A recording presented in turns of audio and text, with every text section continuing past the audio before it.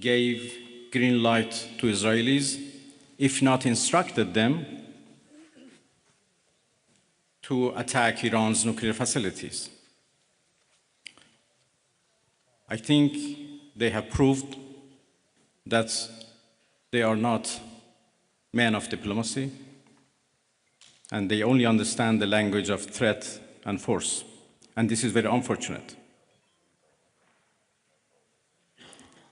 The United States showed that they have no respect to United Nations Charter. They have no respect to international law. They have no respect to any international law regarding, managing the world and facing challenges of the world. There is no red line that they have not crossed.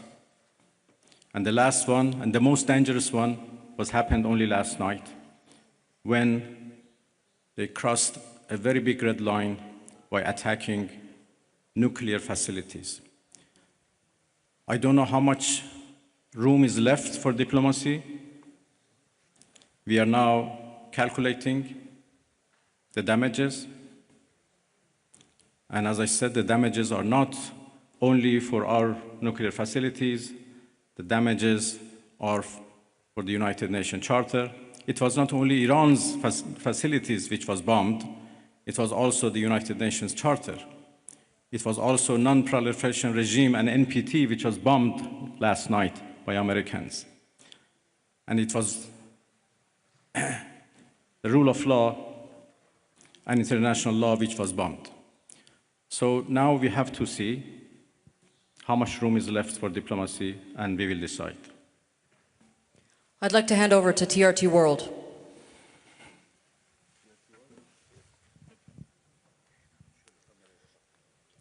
Mr. Minister, the US President Donald Trump warned that Iran must now make peace, otherwise the future attacks, he says, would be far greater and much easier. So how is Tehran responding to that threats from Washington? Thank you.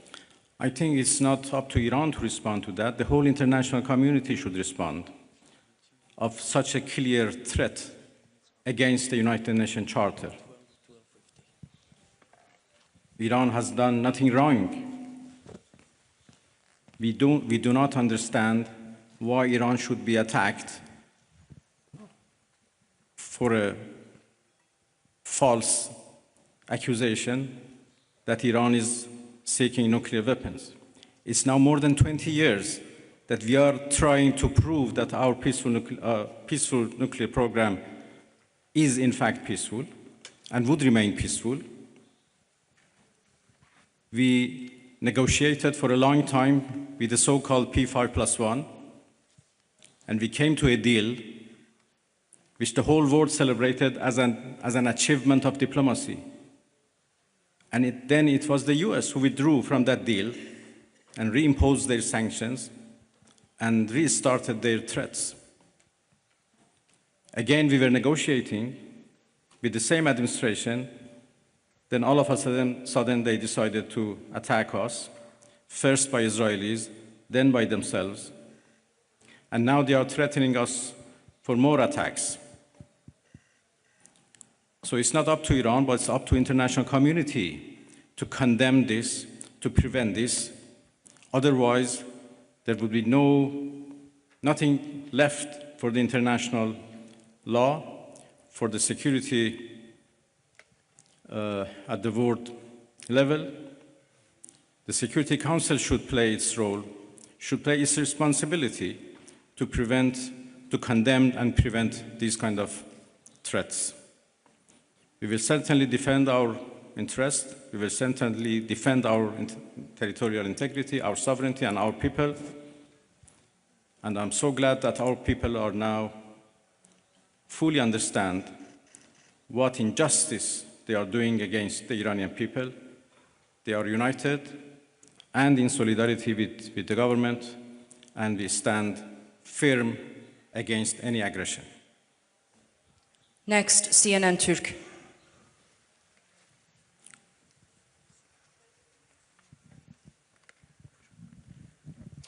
Mr. Minister, how do you assess the West's stance on Israel massacres? No one seems to mention Israel's allegedly illegal nuclear weapons. The German Chancellor even said Israel is doing the dirty work for us. So what is your response? Thank you. Well, what should I say? You said everything. That Iran is under attack by a nuclear-armed superpower and a nuclear-armed regime.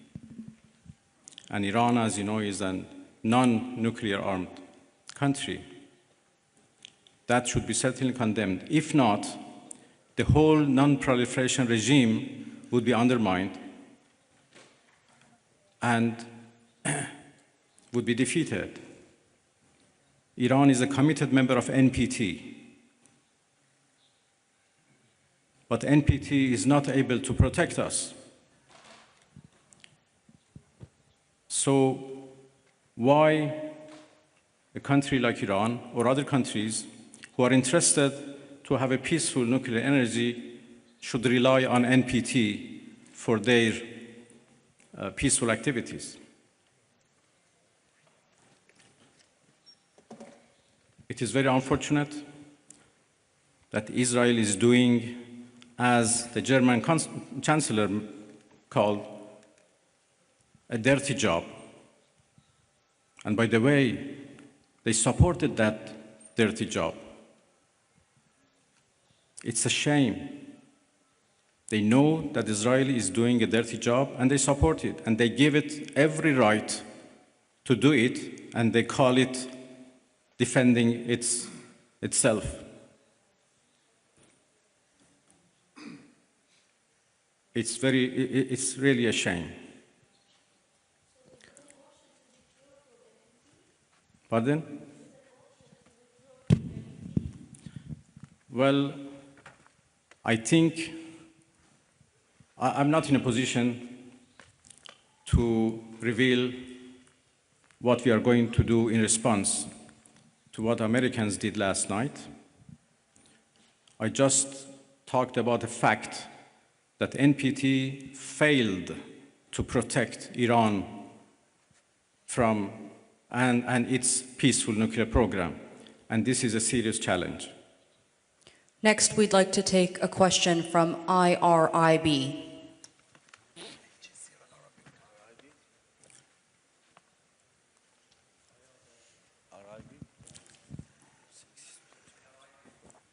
IRIB, if I can get a question from IRIB. Yılmaz Parlar, Türker Gazete, Türkiye Cumhuriyeti'nde çıkan gazete. I'm from a Turkic newspaper and also representing Net News Agency. It is indicated that China is supporting Iran. How do you evaluate its deterrence power vis-a-vis USA and Israel? And can we learn your expectations about your relations with the Russian Federation?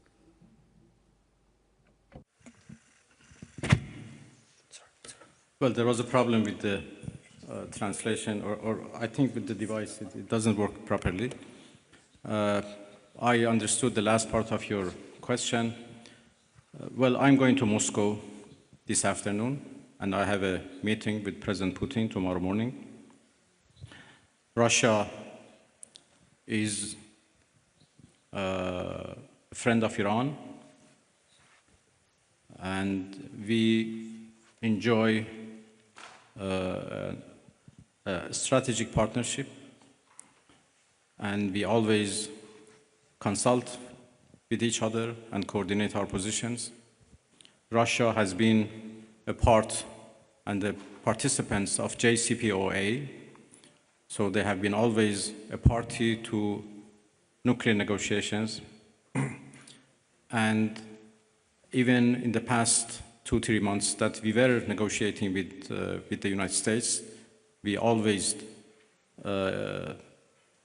briefed our Russian friends about the latest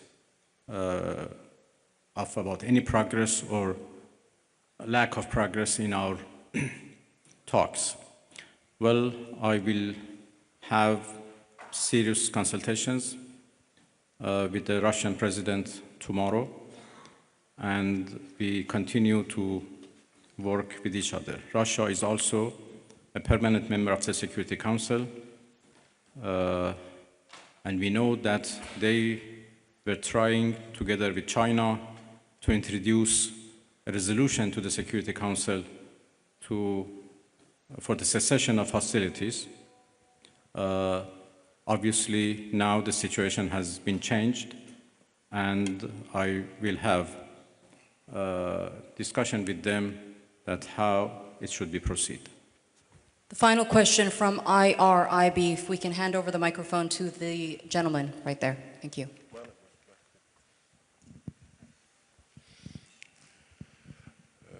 خسته نباشید آقای عراقچی. عرض به خدمتتون که دیروز آقای اردوغان صحبت‌هایی داشتن در رابطه با میانجیگری. فکر می‌کنید نقش ترکیه در این رابطه به چه ترتیب خواهد بود؟ Thank you. Yesterday, President Erdogan mentioned a mediation instrument. Can Turkey handle such a diplomacy or mediation activity? اردوغان رئیس جمهور محترم ترکیه داشتم. هم ترکیه I had very productive meetings with the President of the Republic of Turkey yesterday, and I also had contacts with some of the countries of the region. Some of the countries of the region, such as Turkey, are indicating that they could be mediating so that the attacks from Israel could stop.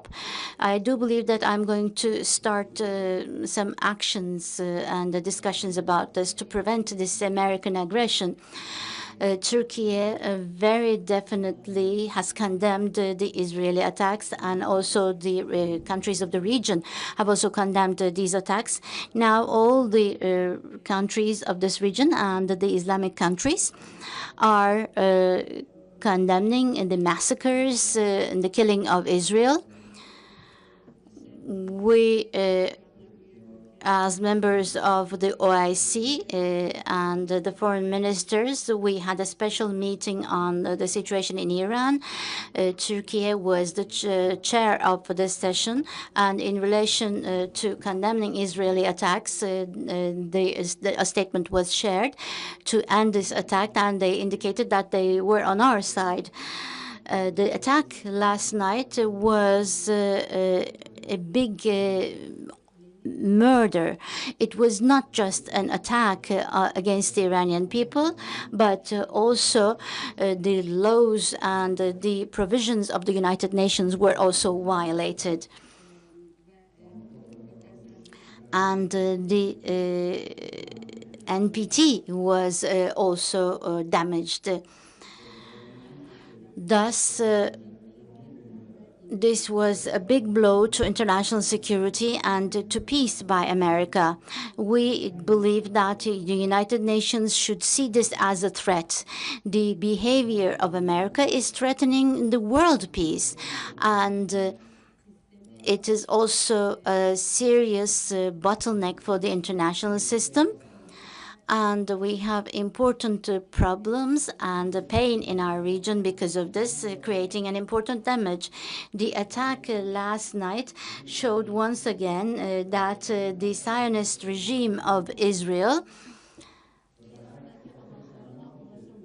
has not actually reached its targets and aims in Iran, and they have been harmed, and they have actually been in a crisis because of the heroic defense of Iran. And vis-a-vis this defense, they have received support from America. And this direct intervention of America is actually to save the Zionist regime, and maybe to save the prime minister specifically of the Zionist regime. This was the reason why America acted this way, and this shows that the White House is under the influence of this individual called Netanyahu. And this is a shame for the all American citizens. We continue to defend our country in a heroic manner. Our armed forces are ready. Our people with high level of self-confidence and with high level of motivation is ready to defend itself. The Iranian people's national honor has been damaged, and to win this back, they will defend themselves. We will never take a step back from our own law, from our honor, from our territory, and from our people. Artürk.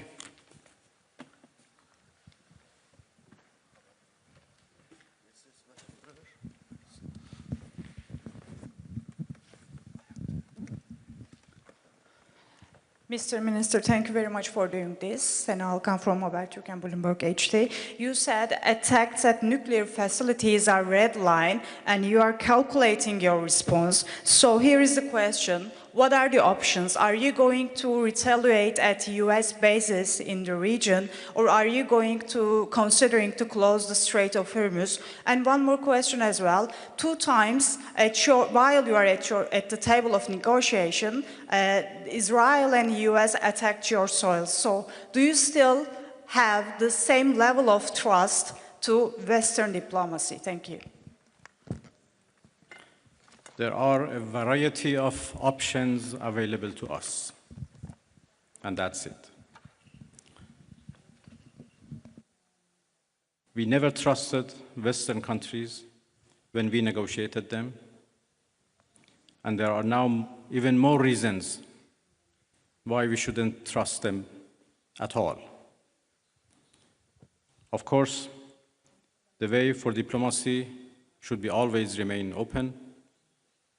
But, as I said, we are not in the situation right now to decide how to engage in diplomacy once again and with whom. So let's wait for our response first. And when the aggression is ended, we decide how to engage in diplomacy once again. Next, over to NTV.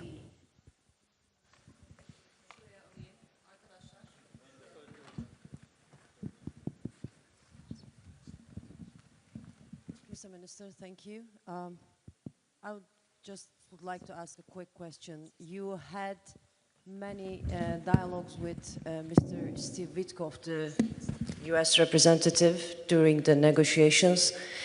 Did he call you after the attack? Who you talked with? Did you ever talk with any Western countries or United States? Did they call you? Thank you. Well, my talks with Mr. Witkoff was indirect through the Omani foreign minister as intermediator, to whom I'm very grateful. And when the talks were stopped because of the US aggression, we are still receiving messages from Americans through different channels, Oman in particular, and there are also others who are passing the messages of the United States to us. And if needed, we respond to those messages through intermediators. Well, thank you very much, everybody. I think we are done. Yes, we've come to the end of that press briefing. We'd like to thank the foreign minister for holding that briefing after the latest developments in his country, Iran, and in the wider Middle East region. Thank you very much. Thank you, everybody. Thank you indeed.